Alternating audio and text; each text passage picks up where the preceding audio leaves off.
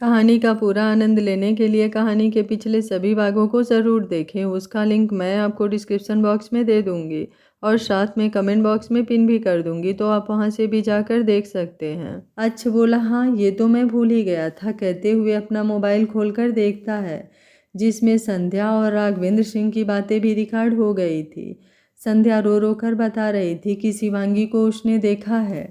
राघवेंद्र सिंह उसे दिलासा देते हुए, चिंता मत करो, अब तो तुम्हारी शादी भी अच्छांश से हो गई है, वो कुछ नहीं बिगाड़ पाएगी।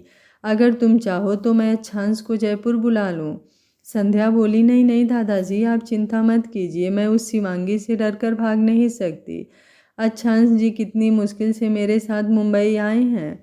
धीरे धीरे अब वो मुझे अच्छे से बात कर रहे हैं, मैं ये मौका जाने नहीं दूंगी। वैसे भी 4 दिन के टूर में 2 दिन और बाकी हैं, आप चिंता मत कीजिए, मैं उस शिवांगी को संभाल लूँगी। वैसे भी इतनी डरपोक और कमज़ोर है कि मैं उसे ऐसे ही अपने रास्ते से हटा दूँगी। कल तो पार्टी में सभी लोग थे, इसलिए कुछ नहीं कर पाई। राघवेंद्र सिंह बोले, लेकिन वो पार्टी में क्या कर रही थी? संध्या बोली, पता नहीं दादाजी, कोई बिजनेसमैन है उद्भव सिंह, उसी की बेटी बनकर आई थी। सब बता रहे थे कि वो उनकी कंपनी की सीईओ है। राघवेंद्र सिंह बोले, ठीक है, मैं पता करने की कोशिश करता हूँ, आखिर वो जिंदा कैसे बची। संध्या बोली, जी ठीक है। अच्छ गुस्से से अपनी आंखें बंद कर लेता है। सभी दोस्त ये सारी बातें सुनते हुए, यार किसी के भी गिरने की हद होती है, लेकिन यहाँ तेरा दादा और ये चुड़ैल और कितना गिरेंगे। मधुर बोला, लेकिन उन लोगों की बातें तेरे मोबाइल पर कैसे रिकॉर्ड हो रही हैं? अच्छांश बोला, जब मैं उद्भव अंकल के कमरे में बेहोश था और मैं अनिकेत और उसको कमरे में जाने के लिए कहा, तो उसने चालाकी से अपने मोबाइल का रिकॉर्डर ऑन करके बेड पर छोड़ दिया था। वो तो समय पर मेरी नज़र पड़ गई और मैंने देख लिया, इसलिए मैंने भी उसके मोबाइल में एक ऐसा ऐप इंस्टॉल किया जिससे वो जिसको भी कॉल करेगी वो कॉल पहले मेरे मोबाइल पर ट्रांसफ़र होगा। मैंने उसके मोबाइल में अपनी सेटिंग कर दी है। अगर मैं रिसीव करता हूं तो डायरेक्ट उन दोनों की बात सुन सकता हूं, नहीं तो मेरे मोबाइल में उनका कॉल रिकॉर्ड हो जाएगा। सभी एक साथ खुशी से उछलते हुए, वो माइंड ब्लोइंग, उस चुड़ैल को पहले ही बाल पर सीधे बाउंड्री के बाहर भेज दिया है। अच्छांश बोला, चल नीचे चलते हैं, शिवांगी के आने का टाइम भी हो गया है। सभी सीढ़ियों से पहले शिवांगी वाले फ्लोर पर आते हैं, लेकिन शिवांगी का कमरा अभी भी लॉक था, इसलिए सब लिफ्ट लेकर नीचे आते हैं। तभी अनिकेत की नज़र संध्या पर जाती है। अनिकेत सबको रोकते हुए एक तरफ छुप जाता है, फिर वो इशारे से संध्या की तरफ देखने को कहता है। सभी बोले, ये यहाँ क्या कर रही है? अच्छा बोला, शिवांगी का इंतज़ार। कुणाल बोला, अब हम लोग क्या करेंगे? अनिकेत बोला, मैं जाकर इससे बात करके इसे यहाँ से कमरे में भेजता हूँ। अच्छा बोला, इसका कोई फ़ायदा नहीं, सामने देखो। सभी की नज़र सामने एंट्री गेट पर जाती है, जहाँ से शिवांगी अंदर आ रही थी। सभी शिवांगी को आंखें फाड़कर देखते रह जाते हैं। शिवांगी इस वक्त डीप ग्रीन टॉप के ऊपर ब्लैक ब्लेजर पहने कमाल की खूबसूरत लग रही थी।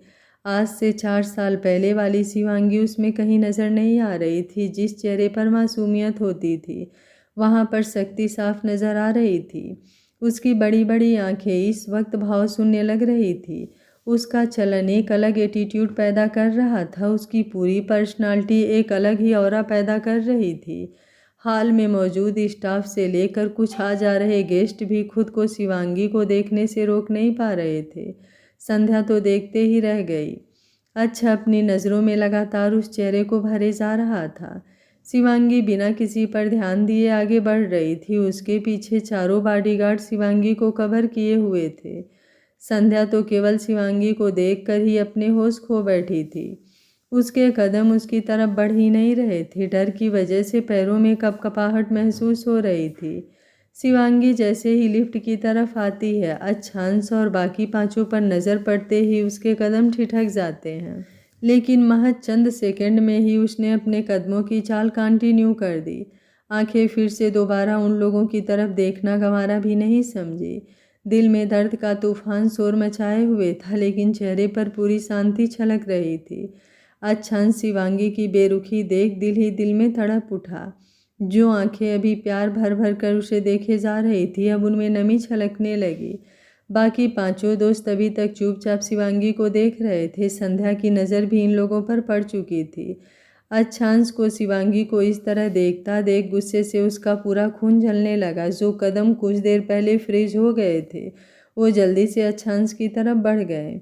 शिवांगी अभी लिफ्ट में घुसती उससे पहले ही किसी ने आवाज़ दी, मिस सिंह।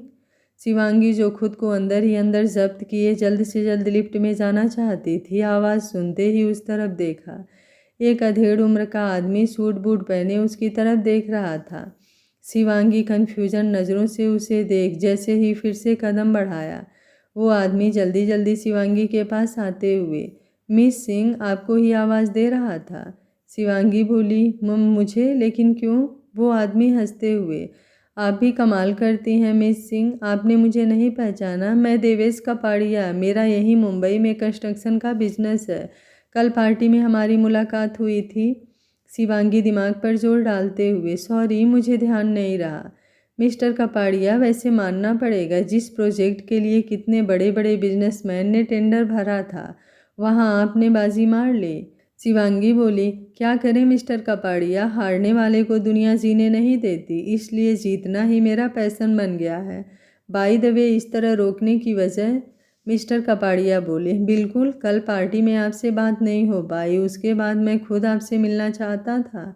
इतने कम उम्र में आपकी इतनी सफलता सच में इम्प्रेसिव है, इसलिए मैं भी आपके साथ एक प्रोजेक्ट करना चाहता हूँ। लेकिन देखिए, इत्तेफाक से आप मुझे यहीं मिल गई, क्या हम बैठकर बातें कर सकते हैं? शिवांगी अपनी कलाई पर बंधी घड़ी देखते हुए, सो सॉरी मिस्टर कपाड़िया, हम फिर कभी इस बारे में डिस्कस करेंगे, अभी मेरे पास बिल्कुल टाइम नहीं है, मुझे कुछ ज़रूरी काम है। मुझे भी अफसोस रहेगा कि मैंने आपको इस वक्त इनकार किया, लेकिन बहुत ज़रूरी काम है, इजाज़त दीजिए। कहते हुए वो लिफ्ट में घुस गई। लिफ्ट में घुसते ही आंखें बंद कर खुद को संभालने की कोशिश करने लगी। वो अपने आंसुओं को बाहर आने की इजाज़त नहीं देना चाहती थी, लेकिन इतनी देर से रुकी हुई आंसुओं की लहर उसके बंद आंखों से भी बाहर निकल ही आई। शिवांगी अपनी चीख रोकने के लिए अपने होठों को भींच लिया। लिफ्ट की दीवार पकड़ते हुए उसने खुद को कमज़ोर पड़ने से रोका, लेकिन इस वक्त जो दर्द महसूस हो रहा था उससे बर्दाश्त करना बहुत ज़्यादा मुश्किल हो रहा था। मिस्टर कपाड़िया से बात करने के लिए जब वो घूमी थी, अच्छांश के पास संध्या को खड़े देख जाने क्यों टूटा हुआ दिल फिर से एक बार सीने में चुभने लगा था। वो कुछ देर तक अपने आंसुओं को निरंतर बहने के लिए छोड़ देती है। लिफ्ट ऊपर आते आते वो जल्दी से खुद को संभालते हुए बाहर निकल जाती है। विवान अपने कमरे में था, बाकी उस फ्लोर पर जो भी गेस्ट थे वो अपने कमरे में थे। कॉरिडोर पूरा खाली था। वो जल्दी से अपने कमरे की तरफ बढ़ जाती है। नीचे शिवांगी के जाने के बाद मिस्टर कपाड़िया की सेक्रेटरी उनके पास आती हुई, सर, मिस सिंह ने तो कोई बात ही नहीं की, क्या वो हमारे साथ कोई प्रोजेक्ट करेंगी? कपाड़िया मुस्कुराते हुए, ज़रूर, जल्दी बेंगलुरु वाला प्रोजेक्ट हम यस कंस्ट्रक्शन कंपनी के साथ पूरा करेंगे। एक परफेक्ट बिजनेस वूमन है, उम्र कम है, लेकिन किससे कब कहाँ कैसे बात करनी है इसे अच्छे से आता है। इसे पता है कि अगर आसानी से किसी के लिए अवेलेबल हो जाओ तो उसकी नज़र में इम्पोर्टेंस कम हो जाती है, लेकिन डायरेक्ट इनकार करके भी किसी का अपमान नहीं करती। सेक्रेटरी बोली, ये बात तो है सर, इन्होंने जिस तरह से बात की ऐसा लग रहा था जैसे हम किसी बहुत बड़े बिजनेसमैन से बात कर रहे हैं। मिस्टर कपाड़िया अपनी सेक्रेटरी के साथ होटल से निकल जाते हैं। वो शिवांगी से ही मिलने आए थे, लेकिन उन्हें शिवांगी की बात सुनकर काफ़ी अच्छा लगा। अब तो वो शिवांगी के साथ जल्द से जल्द एक मीटिंग करना चाहते थे। अच्छांश शिवांगी और मिस्टर कपाड़िया के जाने के बाद अपने पांचों दोस्तों को वहां से चलने को कहता है। इस वक्त उसका मन जोर जोर से चिल्लाने को कर रहा था, लेकिन संध्या के साथ होने की वजह से उसने खुद को नॉर्मल करने की कोशिश की। पांचों दोस्त भी उसकी हालत समझ रहे थे। अनिकेत बोला, संध्या, तुमने तो कहा था कि तुम कमरे में आराम करोगी, फिर तुम यहाँ क्या कर रही हो? ये सुनते ही संध्या हड़बड़ा गई। अभी तक तो शिवांगी के बारे में सोचती हुई वो इस बारे में भूल ही गई थी। वो जल्दी से बहाना बनाती हुई, नींद नहीं आ रही थी, मन बहुत बेचैन हो रहा था, इसलिए मैं बाहर गार्डन की तरफ जा रही थी। सभी उसकी मक्कारी पर मन ही मन मुस्कुरा देते हैं। अच्छांश बाहर की तरफ बढ़ते हुए, तुम लोगों को चलना है या यहीं रहना है? संध्या बोली, लेकिन आप लोग कहाँ जा रहे हैं? अच्छांश जी, आपकी तो तबीयत भी ठीक नहीं है, आप तो आराम कर रहे थे। अच्छांश बिना कुछ बोले एंट्री गेट की तरफ बढ़ जाता है। अनिकेत बोला, उसका भी मन बेचैन होने लगा था, इसलिए हम लोगों ने सोचा कि बाहर घूम आए। संध्या अपना सर हिलाते हुए, लेकिन ये लोग कब आए? अनिकेत बोला, अभी कुछ देर पहले ही आए हैं। कल रात अच्छांश की तबीयत खराब थी तो मैंने इन लोगों को बता दिया था। सभी दोस्त संध्या को इग्नोर करते हुए बाहर की तरफ निकल जाते हैं। अनिकेत जल्दी से बात रखते हुए, क्या तुम भी चलोगी हमारे साथ घूमने? संध्या पहले तो हाँ कहने को सोचती है, लेकिन फिर मन ही मन सोचती है कि ये अच्छा मौका है। ये सब बाहर रहेंगे, अच्छांश भी यहाँ नहीं है। वो शिवांगी से अकेले में बात करके मामला निपटा सकती है, इसलिए वो बहाना बनाते हुए, नहीं भाई साहब, मैं तो बस इसी तरह गार्डन में आई थी घूमने, लेकिन अब बहुत ज़्यादा सर दर्द हो रहा है, इसलिए मैं कमरे में जा रही हूँ। वैसे भी मैं आप दोस्तों के बीच क्या करूँगी, आप लोग घूम आइए, कहते हुए वो लिफ्ट में चली जाती है। अनिकेत मन ही मन, क्या एक्टिंग करती है, अगर इसकी सच्चाई ना जानता होता तो इस वक्त मैं इसकी उन बातों के पीछे छुपे मतलब को कभी जान नहीं पाता। वो जल्दी से बाहर आता है, जहाँ अच्छांश और बाकी दोस्त इंतजार कर रहे थे। अनिकेत बोला, उसने आने से मना कर दिया है, ज़रूर वो शिवांगी से अकेले में मिलना चाहती है, क्योंकि सभी के सामने उसकी तो सिट्टी पिट्टी हुल हो गई थी। अच्छांश बेचैनी से, शिवांगी के बॉडीगार्ड तो नीचे ही रह गए हैं, उसने कहीं शिवांगी को अकेले में हार्म करने की कोशिश की तो? कुणाल बोला, मुझे नहीं लगता है, हम लोगों ने आज जिस शिवांगी को देखा है ये तो कोई और है। शिवांगी तो कॉलेज में अजनबियों को छोड़ो, हम लोगों से भी बात करने में झिझकती थी। मधुर बोला, हाँ यार, हम लोग तो आज उसे देखते ही रह गए। क्या ये वही शिवांगी है जो डरी सहमी सी रहती थी, किसी को जल्दी नज़र उठाकर भी नहीं देख पाती थी? कॉलेज के पहले दिन ही विराज की वजह से डर के मारे बेहोश हो गई थी। आज ऐसा लग रहा था कि केवल उसकी पर्सनालिटी देखकर किसी का डर के मारे हालत ख़राब हो जाए। अच्छांश बोला, तुम लोग बातें बाद में बना लेना, हमें इस वक्त जल्दी से शिवांगी के पास जाना है, मैं इस संध्या पर बिल्कुल भरोसा नहीं कर सकता। कहते हुए वो अंदर लिफ्ट की तरफ भागता है। बाकी सभी भी उसके साथ आते हैं। इधर संध्या थर्ड फ्लोर पर आकर चारों तरफ देखकर पहले श्योर हो जाती है कि कोई देख तो नहीं रहा। फिर वो अपने कदम शिवांगी के कमरे की तरफ बढ़ाती है। उसने अंदाज़ा लगाया था कि विवान और उद्भव सिंह का कमरा जब यही है तो शिवांगी का कमरा भी उसी के आसपास का होगा। जिसमें दो कमरा था, दोनों लॉक थे, एक गरिमा वाला और एक शिवांगी वाला। गरिमा का कमरा अभी भी बाहर से लॉक था, इसलिए वो शिवांगी वाले कमरे की तरफ आराम से बढ़ गई। इधर शिवांगी किसी तरह अपने कमरे तक आ गई थी। वो जल्दी से कमरे के अंदर जाकर दरवाज़ा लॉक करते हुए बेड पर आकर गिर जाती है। बाहर सबके सामने मजबूत दिखाते हुए अंदर से वो कितनी टूटी हुई थी इसका कोई अंदाज़ा भी नहीं लगा पाता, लेकिन बंद कमरे में पूरी तरह से टूटकर बिखर चुकी थी। वो रोते हुए मन ही मन, क्यों किया आपने ऐसा? अगर आपको पहले से ही कोई और पसंद था तो मेरी भावनाओं से क्यों खेला? मैं तो इस मोहब्बत से अनजान थी। जब खबर भी हुई तो ये समझा लिया था दिल को कि मैं आपके काबिल नहीं। फिर क्यों मेरे पास आकर मुझे उम्मीद दिया? क्यों मुझे उस रास्ते पर ले गए जहाँ से वापस लौटा नहीं जा सकता था? केवल मेरे जिस्म को पाने के लिए मेरी रूह तक को छलनी कर दिया। क्यों?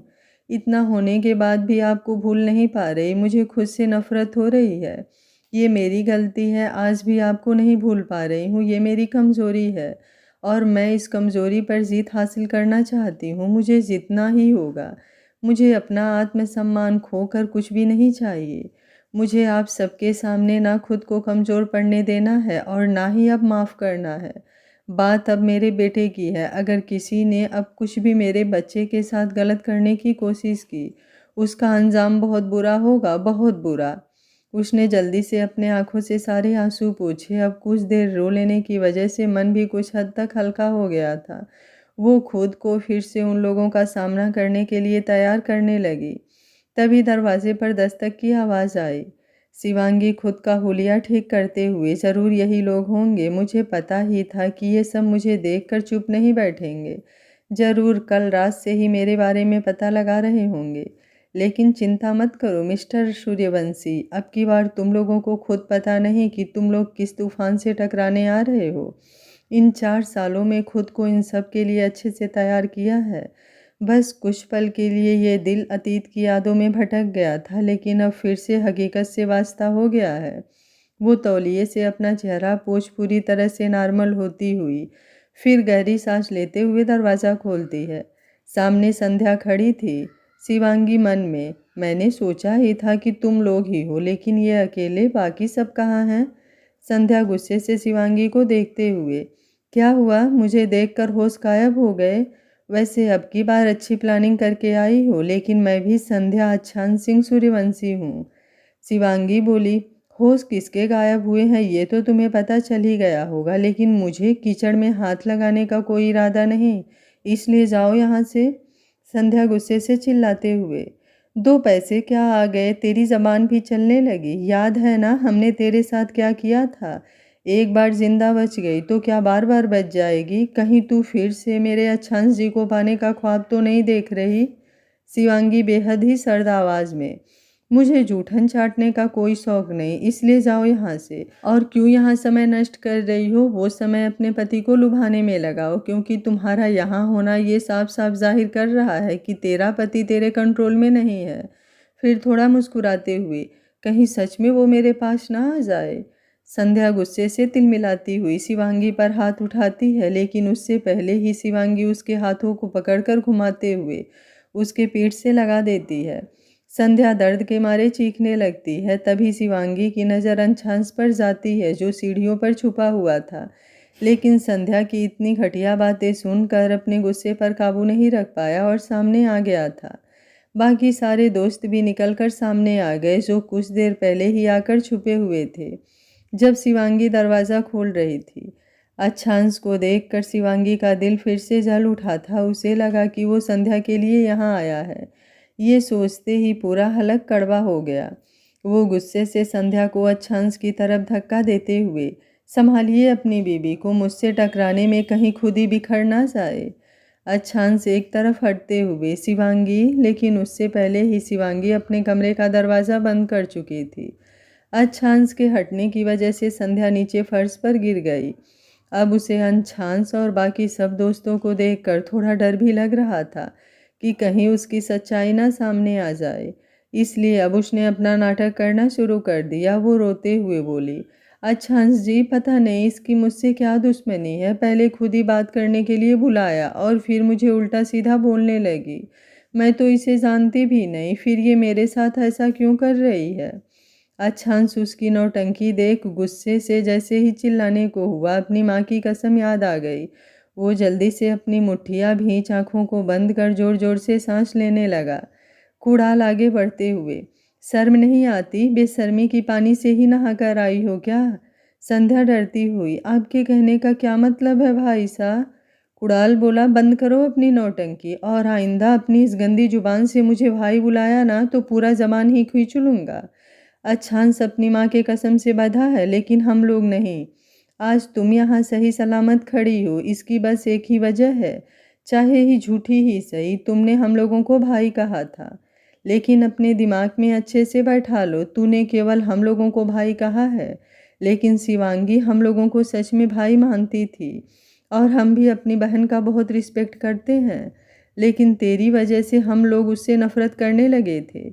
मधुर बोला, किससे बात कर रहा है यार, जिसे रिश्ते की कोई कद्र ही नहीं है, ये क्या समझेगी कि भाई बहन का रिश्ता कितना पाक होता है? संध्या को अब बहुत ज़्यादा डर लगने लगा था। उसे अंदाज़ा हो गया था कि इन लोगों को उसकी सच्चाई मालूम हो गई है, लेकिन फिर भी वो अपनी चाल चलने से बाज नहीं आ रही थी। वो फिर से अनजान बनने का नाटक करते हुए, आप लोग ये क्या कह रहे हैं? मुझे कुछ समझ नहीं आ रहा। मैं सच कह रही हूँ, मैं तो इस लड़की को जानती भी नहीं। ये मुझसे कह रही थी कि ये अच्छांश जी को मुझसे छीन लेगी। अच्छांश जी, क्या आप इस लड़की को जानते हैं? मैंने इसका क्या बिगाड़ा है जो ये ऐसे कह रही थी? कहते हुए वो जोर जोर से रोने लगती है। सभी लड़के संध्या की नौटंकी देख निराशा से अपना सर हिला लेते हैं। नितिन बोला, यार ये ऐसे नहीं मानेगी। मन तो कर रहा है कि दो चार थप्पड़ यहीं पर धर दूं, लेकिन क्या करूं, आज तक कभी किसी लड़की पर हाथ नहीं उठाया। अच्छांश अपनी आंखें खोलता है। उसकी आंखें देख संध्या की सारी बातें उसके ज़बान में ही चिपक जाती हैं। अच्छांश की आंखें इस वक्त लाल हो गई थी। शर्ट के ऊपर से उसके उभरे हुए मसल्स साफ नज़र आ रहे थे। चेहरा गुस्से से डार्क होने लगा था। बाकी दोस्त भी उसके गुस्से को देख कांप गए। अनिकेत जल्दी से उसके कंधे पर हाथ रखकर शांत करने की कोशिश करने लगा। अच्छांश अनिकेत का हाथ झटकते हुए संध्या के सामने नीचे अपने एक पैर को मोड़कर बैठते हुए, क्या कहा तुमने? उसकी इतनी सर्द आवाज़ सुनकर संध्या के रीढ़ की हड्डी तक सिहर गई। इस वक्त अच्छांश की आंखों में उसके लिए बेपनाह नफरत साफ दिख रही थी। अच्छांश शांत लेकिन कठोर लहजे में, क्या कहा तूने? तू उसे नहीं जानती? चलो तुम्हें मैं बता देता हूँ, हो सकता है तुम्हें याद आ जाए। संध्या पीछे की तरफ खिसकते हुए, मैं अच्छांश बोला, उसका पूरा नाम शिवांगी अच्छांश सिंह सूर्यवंशी है, मेरी पत्नी, मेरी जिंदगी। संध्या की आंखें डर से फैल गई थी। अच्छांश बोला, नहीं याद आया? चलो एक और बात बताता हूँ, वही जिसकी जान लेने की कोशिश की थी, अपने भाई से उसकी इज्जत पर हाथ डलवाने की कोशिश की थी।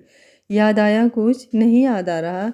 अले अले, ये तो बहुत बुरी आदत है आपकी। कोई ना, आपको ये पांचों भाई हैं ना, अच्छे से याद दिला देंगे। संध्या अपनी कांपती हुई जुबान को खोलने की कोशिश करते हुए, अच्छांश जी। अच्छांश अपने दोस्तों की तरफ देखते हुए, ले जाओ इसे, इसकी खातिरदारी का वक्त हो गया है। नितिन और अनीस आगे बढ़कर उसका हाथ पकड़ते हुए ऊपर सीढ़ियों की तरफ खींच कर ले जाने लगते हैं।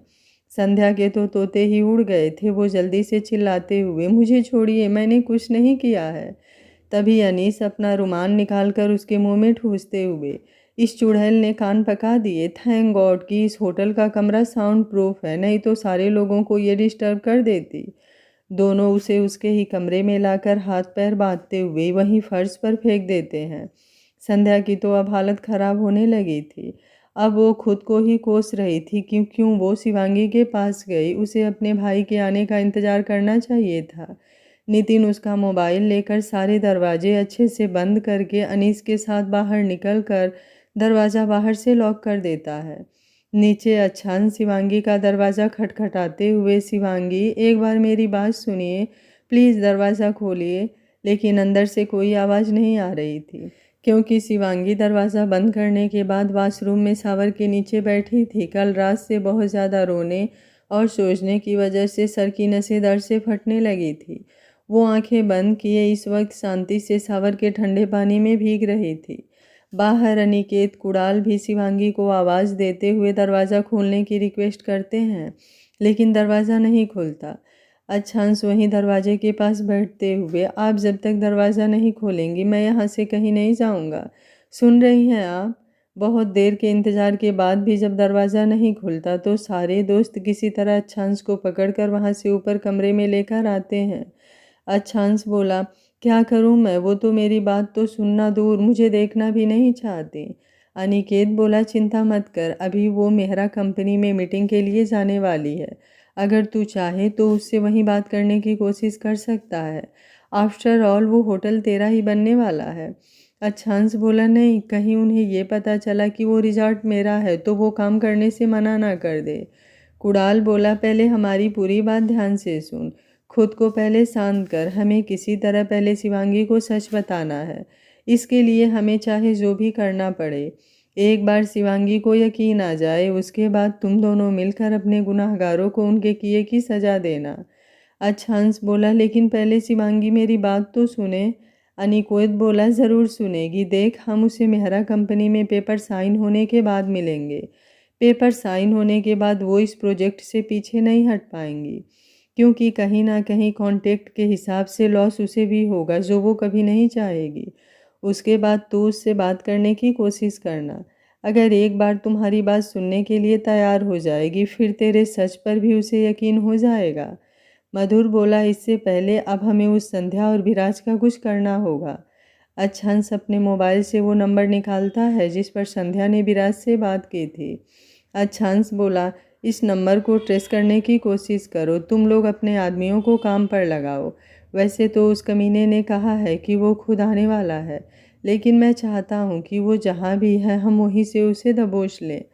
अगर आज शिवांगी मेरी बात सुन लेती हैं तो उसके बाद मैं भी आज उनके साथ ही देहरादून के लिए निकलूँगा। तुम लोग सोच लो, देहरादून चल रहे हो या जयपुर? सभी एक साथ चिल्लाते हुए, हम लोग भी देहरादून ही जाएंगे, हमें भी अपने भतीजे से मिलना है। अच्छान सबको देहरादून चलने के लिए तैयार होने को कहता है। उसके बाद वो कमरे से बाहर जाने लगता है। सभी दोस्त उसे रोकते हुए, अब तू कहाँ जा रहा है?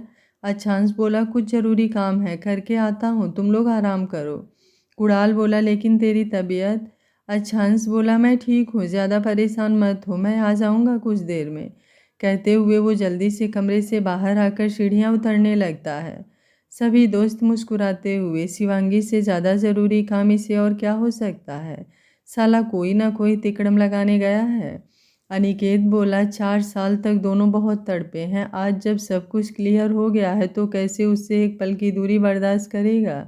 उसे उसके सुकून के पास जाने दो, हम लोग भी थोड़ा आराम कर लें। रात भर अच्छे से नींद नहीं आई। सभी दोस्त भी सर हिलाते हुए अच्छा और अनिकेत के कमरे में सो गए। इधर संध्या छूटने की कोशिश करते हुए उसी तरफ फर्श पर पड़ी हुई थी।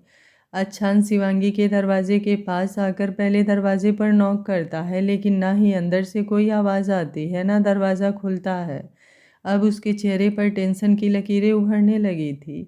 वो खुद से, शिवांगी ठीक तो है ना? वो चारों तरफ एक नज़र देखता है, लेकिन कॉरिडोर में इस वक्त कोई नहीं था।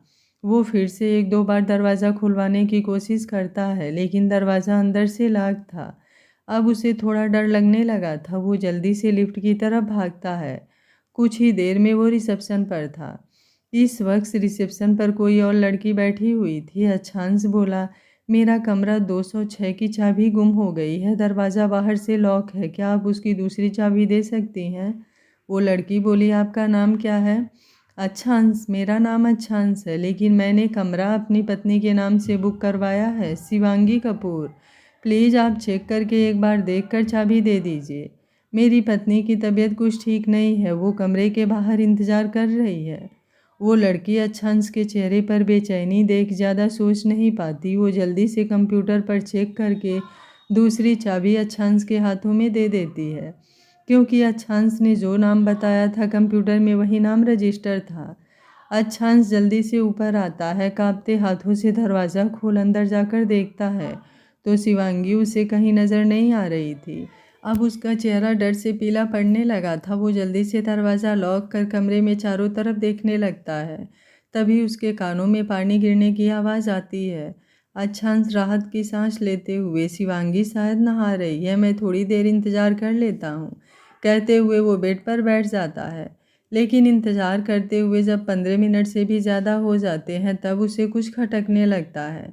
वो धीरे धीरे वॉशरूम के दरवाजे पर आता है। थोड़ी घबराहट भी हो रही थी। अगर शिवांगी अंदर नहा रही होगी तो? फिर वो खुद को समझाते हुए, तो क्या हुआ, मेरी बीवी है, मानता हूँ कि कुछ नाराज़ है, लेकिन इसमें कोई गलत बात तो नहीं है। सोचते हुए जैसे ही दरवाजे पर हाथ रखता है दरवाज़ा खुल जाता है, क्योंकि दरवाज़ा अंदर से लॉक नहीं था। दरवाज़ा खोलते ही अच्छांश की चीख निकल जाती है, क्योंकि शिवांगी वहीं दीवार से लगे फर्श पर गिरकर बेहोश थी। पानी अभी भी उसके ऊपर लगातार गिरता जा रहा था। अच्छांश जल्दी से शावर बंद करके शिवांगी को उठाने की कोशिश करता है, लेकिन शिवांगी कोई भी हलचल नहीं कर रही थी। अच्छांश इस तरह से शिवांगी को देख बहुत ज़्यादा बेचैन हो जाता है। शिवांगी पूरी तरह से भीगी हुई थी और पूरा शरीर ठंडा हो गया था। आज अच्छांश को सामने देखा और वो भी संध्या के साथ, उसका दिल बहुत बुरी तरीके से तड़प रहा था। अपने दर्द को समेटते समेटते वो कब बेहोश हो गई उसे खुद पता ही नहीं चला। अच्छांश जल्दी से उसका ब्लेजर उतार कर एक तरफ रखते हुए उसे अपनी बाहों में लेकर कमरे में आता है। अच्छांश उसे सोफे पर लेकर बैठते हुए, जान जान प्लीज़ आंखें खोलिए, अगर मुझसे नाराज़ हैं तो मुझे सज़ा दीजिए, आपका गुनहगार हूँ मैं। लेकिन इस तरह उसकी आंखें बरस पड़ती है।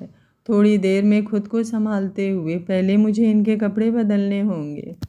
लेकिन फिर वो थोड़ा ठिठक जाता है, क्या ये ठीक रहेगा, मैं इनके कपड़े? तभी उसके दिल से आवाज़ आती है, क्यों नहीं, तुम्हारी बीवी है, तुम कर सकते हो। वो जल्दी से अलमारी से कपड़े लेकर पूरे कमरे की लाइट बंद कर देता है। बालकनी और खिड़की पर पर्दे पहले से ही गिरे हुए थे। अब कमरे में हल्की हल्की वेंटिलेटर से बाहर की रोशनी आ रही थी। अच्छांश एक तौलिया लेकर शिवांगी के बालों में लपेट देता है, फिर अपने कांपते हाथों से उसका टॉप निकालता है। एक तौलिया लेकर उसके अपर बॉडी का पानी पोंछता है, लेकिन तभी उसकी नज़र शिवांगी के कंधे पर जाती है, जहाँ पर कोई निशान नज़र आ रहा था। वो जल्दी से अपने हाथों की उंगलियों से उसके टॉप को नीचे करते हुए उस निशान को ध्यान से देखने लगता है। वो निशान एक गहरे जख्म का था। अच्छांश को जैसे ही बात समझ में आई, उसकी पकड़ शिवांगी पर कस गई। एक पल के लिए उसकी आंखें गुस्से से धधकने लगी। अगर इस वक्त वो विराज और संध्या आंखों के सामने होते तो शायद ही जिंदा बचते। अच्छांश निशान पर अपने हाथ फेरते हुए, आई एम सॉरी जान, वक्त पर नहीं पहुंचने के लिए, अपने दिल की आवाज़ को इग्नोर करने के लिए, मेरी वजह से इतना दर्द झेलने के लिए। जानता हूँ कि ये सब मैंने नहीं किया, लेकिन मैं इस सच से भी मुंह नहीं मोड़ सकता कि ये सब मेरी वजह से हुआ। वो उन जख्मों पर अपने होठ रख देता है। आंखों से आंसू शिवांगी के कंधे पर लगातार गिर रहे थे, जैसे वो इन आंसुओं से उस निशान को हटा देना चाहता हो। कुछ देर बाद खुद को थोड़ा शांत करते हुए उसके कपड़े बदलकर बाथरोब उठाकर पहनाता है। फिर उसके चेहरे को देखते हुए, ये सब करते हुए 1 मिनट भी उसकी नज़र उसके चेहरे से हटी नहीं थी। सोफा और फर्श पूरी तरह से गीला हो गया था। अच्छांश के कपड़े भी कुछ हद तक भीग गए थे। वो अपना शर्ट खोलकर एक तरफ रखते हुए शिवांगी को बाहों में ले बेड पर आ जाता है। अपनी गोद में लिए उसके बालों से तौलिया खोलकर धीरे धीरे उसके बालों को सुखाने लगता है। शिवांगी अब हल्का गर्मी महसूस करके होश में आने लगी थी। अच्छांश ने दोनों के ऊपर कंबल डाल रखा था। उसके बालों को सुखाने के बाद तौलिया एक तरफ फर्श पर गिरा देता है, फिर उसे सीने से लगाए बेड से अपनी पीठ टिका ली। शिवांगी की आंखें धीरे धीरे फड़फड़ाने लगी थी। अच्छांश अभी भी अपनी आंखें बंद किए शिवांगी को अपने करीब महसूस कर रहा था। जैसे जैसे शिवांगी की बॉडी थोड़ी नॉर्मल होती जा रही थी, उसे सुकून पहुंच रहा था। शिवांगी को महसूस हो रहा था कि वो किसी की बाहों में है। वो धीरे धीरे कसमसाने लगी थी। अच्छांश उसे हिलते देख उसके चेहरे को देखने लगा। थोड़ी देर में ही शिवांगी ने अपनी आंखें खोली। आंखों में अभी भी एक नशा सा छाया हुआ था। पूरी बॉडी और सर में दर्द महसूस हो रहा था, जिससे वो अच्छे से आंखें नहीं खोल पा रही थी। उसकी गुलाबी आंखें इस वक्त लाल लाल नजर आ रही थी। अच्छांश उन आंखों में साफ साफ उसके दिल का दर्द देख रहा था, जिसे महसूस करते ही फिर से उसका दिल तड़पने लगा था। शिवांगी अधखुली आंखों से जैसे ही अच्छांश के चेहरे को देखा, उसके होठों पर एक व्यंग्यात्मक मुस्कुराहट आ गई। वो धीरे से बड़बड़ाते हुए, धोखा, एक खूबसूरत धोखा, इस चेहरे से मुझे नफरत होती है, क्योंकि मैं इसी चेहरे से धोखा खा गई। कितना मासूम चेहरा, किसी को पता भी नहीं होगा कि मुझे इसी चेहरे ने किस हद तक तोड़ा है। ठीक कहा था उस लड़की ने। मैंने अपनी आंखों पर ही पट्टी बांध रखी थी, इसलिए तो सारी सच्चाई जानते हुए भी इस सच को एक्सेप्ट नहीं कर पा रही थी।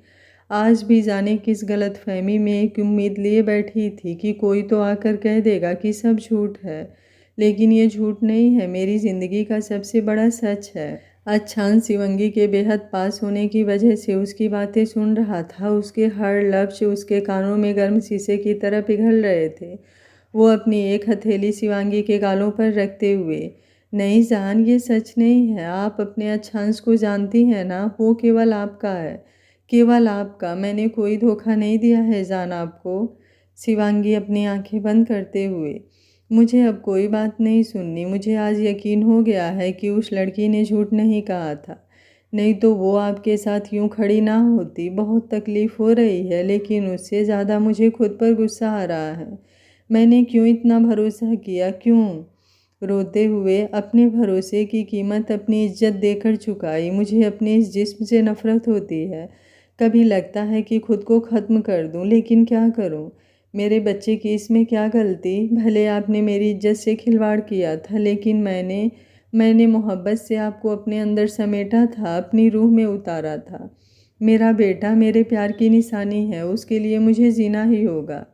अच्छांश भरे गले से, चाहे तो कोई सज़ा दे दीजिए, लेकिन ये इल्ज़ाम मत लगाइए। शिवांगी बोली, अब कोई इल्ज़ाम नहीं, कोई शिकायत नहीं। आज से ही आपको अपनी यादों से भी मैं आज़ाद करती हूँ। कभी भी अब पीछे मुड़कर नहीं देखूंगी। अब सब कुछ खत्म हो गया है, सब कुछ। आप जाइए, अब आपको कभी भी मैं याद नहीं करना चाहती। अब सब कुछ सिर्फ मेरा बेटा है, बस उसी के लिए जीना है। जाइए, अब आप जाइए। शिवांगी अब गहरी नींद में सो चुकी थी। उसे अभी सब कुछ अपना इमेजिनेशन लग रहा था।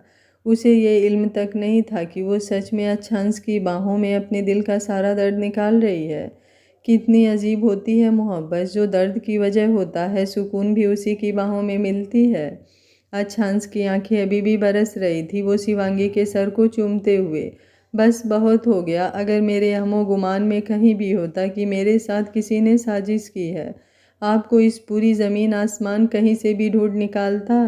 लेकिन जान, एक बार मुझे भी तो सफाई का मौका दीजिए। जानता हूँ बहुत दर्द में हैं आप, लेकिन तकलीफ़ मेरी भी कम नहीं। आपसे जुदा होकर एक पल सुकून से जी नहीं पाया। आप मेरी सांसों में इस कदर बसी हैं कि आपको भूलना मेरे लिए मुमकिन नहीं। आप एक बार सारी बातें सुन लीजिए, उसके बाद हमारे हर गुनाहगार को ऐसी सज़ा दूंगा कि उनकी रूह तक काँप उठेगी, चाहे वो मेरे खुद के दादा राघवेंद्र सिंह सूर्यवंशी ही क्यों ना हो। अच्छांश सारी बातें सोचते हुए शिवांगी को बाहों में लिए अपनी आंखें बंद कर लेता है।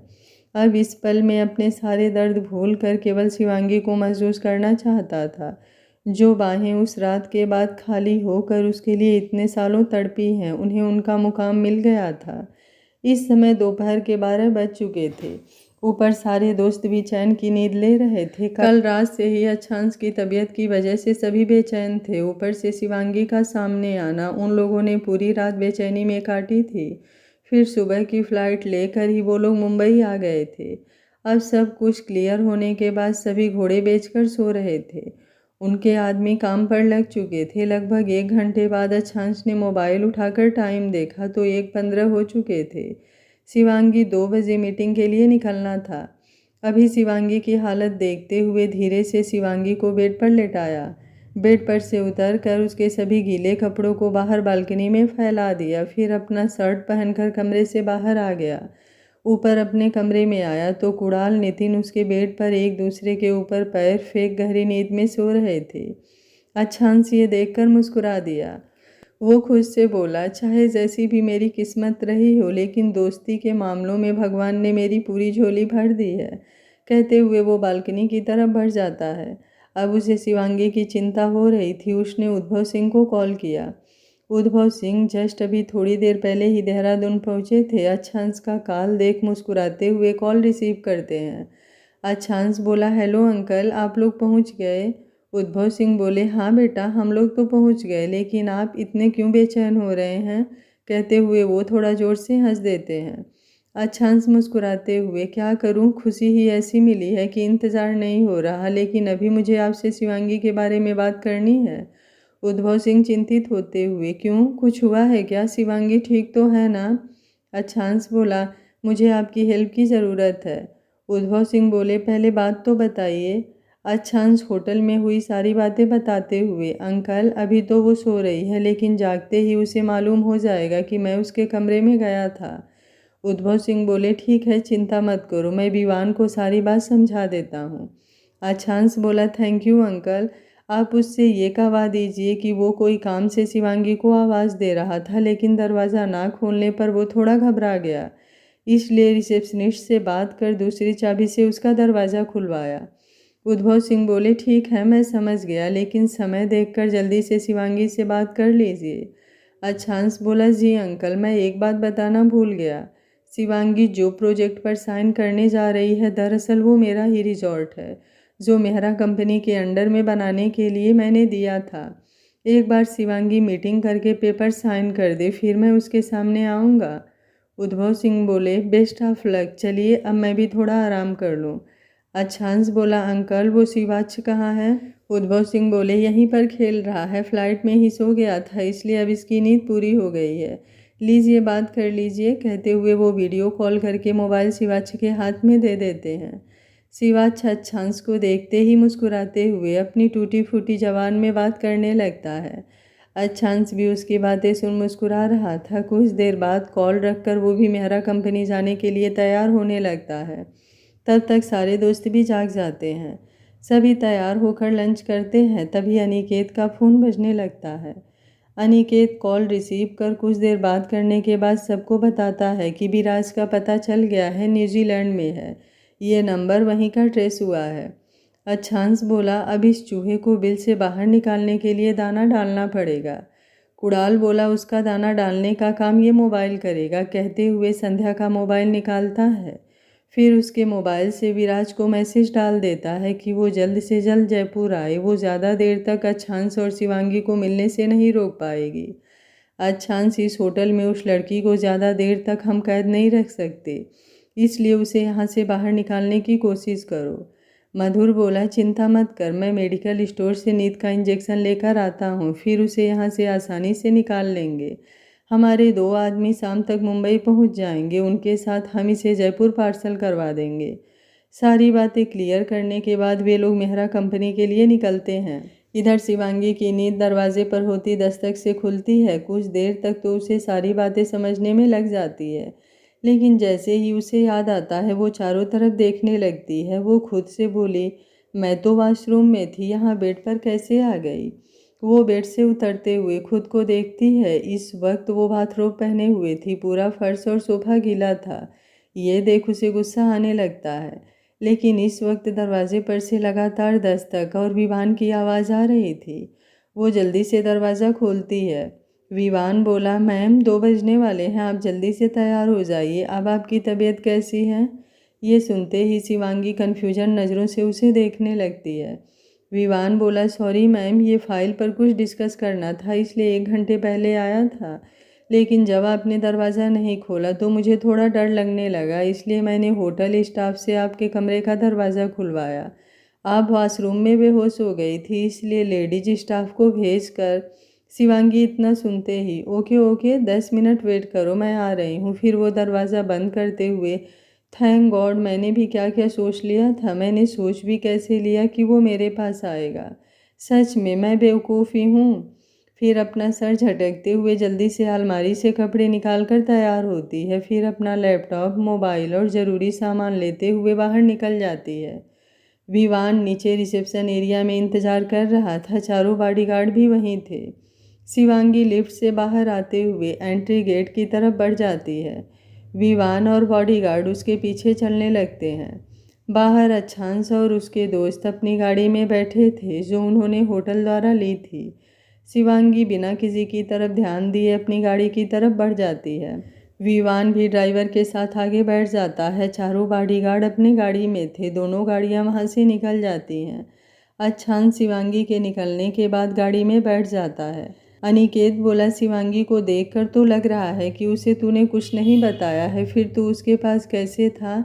अच्छांश सारी बातें बता देता है। सभी दोस्त बोले, चल ज़्यादा परेशान मत हो, बस कुछ देर की बात है। अच्छांश भी सर हाँ में हिला देता है। 20-25 मिनट में शिवांगी मेहरा कंपनी पहुंच चुकी थी। बाहर ही रिवांश का मैनेजर शिवांगी को पिक करने के लिए खड़ा था। शिवांगी विवान के साथ लिफ्ट में आती है। 14वें फ्लोर पर लिफ्ट आकर रुकती है। सारे एम्प्लॉय शिवांगी को देखते रह जाते हैं। कुछ लड़के तो अपनी पलकें झपकाना भूल गए थे। रिवान शिवांगी का वेलकम करते हुए उसे वेटिंग रूम की तरफ लेकर आता है, जहां सभी लोग बैठे हुए थे। शिवांगी अपने चेयर पर बैठ जाती है। विवान भी उसके पास ही बैठा था। रिवान सबके सामने फिर से एक बार प्रोजेक्ट की डिटेल देते हुए सबके साथ उस पर कुछ चर्चा करता है। उसके बाद शिवांगी के सामने पेपर बढ़ाता है, जिसकी फ़ोटो काफ़ी पहले ही शिवांगी चेक कर चुकी थी, लेकिन वो फिर से एक बार सारे पेपर को देख रही थी। रिवांश के साथ उसके पापा रतन मेहरा भी थे। वो शिवांगी को बहुत गौर से देख रहे थे। शिवांगी सारे पेपर अच्छे से चेक करने के बाद अपने साइन कर देती है। रिवांश ने अपने साइन पहले ही कर दिए थे। शिवांगी बोली, अगले मंथ से काम शुरू हो जाएगा, अब हमें चलना चाहिए। रिवांश बोला, काम तो शुरू हो ही जाएगा, लेकिन उससे पहले हमें आपको एक इम्पॉर्टेंट बात बतानी है। शिवांगी बोली, यस बताइए। रिवांश बोला, दरअसल ये प्रोजेक्ट मेरे अंडर है, लेकिन रिजॉर्ट किसी और का है। वो ये गिफ्ट अपनी माँ को देना चाहते हैं। विवान बोला, लेकिन सर आपको ये बात पहले बतानी चाहिए थी। रिवांश बोला, ये बात तो सही है, लेकिन इतनी बड़ी बात भी नहीं है। हमने उन्हें भी यहाँ पर बुलाया है, आप लोग भी उनसे मिल लीजिए। क्या अच्छांश का होटल जानकर शिवांगी उस प्रोजेक्ट को करने से मना कर देगी? आगे क्या होगा जानने के लिए देखते रहिए कहानी का अगला भाग। पर जो भी होगा बहुत इंटरेस्टिंग और आपके दिल को छू लेगा। सच में कहानी पूरी बहुत ही खूबसूरत है। आप लोग एक-एक पार्ट को एंजॉय करेंगे। आशा है आप लोगों को कहानी पसंद आ रही होगी। वीडियो अच्छा लग रहा है तो वीडियो को लाइक, शेयर एंड चैनल को सब्सक्राइब कर लीजिएगा। Thank you for watching. मिलते हैं कहानी के अगले भाग में।